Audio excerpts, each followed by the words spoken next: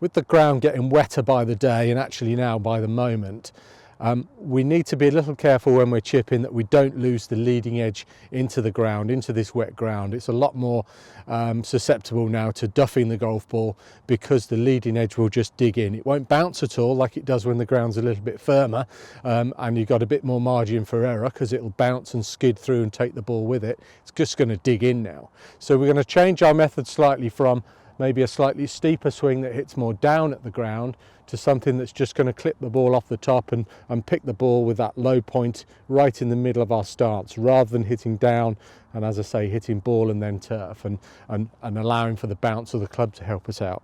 So what we're going to try and do is set up a little bit differently. We're going to be more 50-50 with your weight. Okay, so evenly spread between the 2 feet, and we're trying to get the shaft of the club more upright, so pointing at your belt buckle with the grip end, where more normally we might have it pointing at your left hip, pointing at the grip end. And what we're trying to do is maintain that wrist position through the shot. So we're just picking the ball off the top here. Okay, no divot, we've just clipped that right off the top, and that's all down to how we've set up. If we'd set up the old way with a bit more weight on the left foot, hands slightly further forward, we're creating a more downward strike, and we've got that danger, especially when the ground's wet, to lose the leading edge into the turf.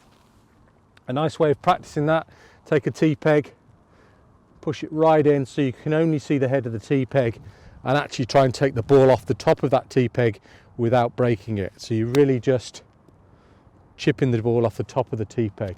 Tee peg's there ready for another shot. Try again, straighten it up. Once again, we're just trying to clip that ball off. Shaft upright, weight evenly balanced, and we're just trying to clip that as we come.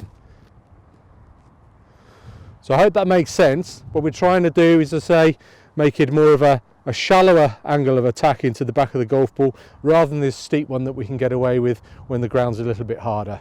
Hopefully that helps you out and gives you something to practice and focus on during the winter months as well.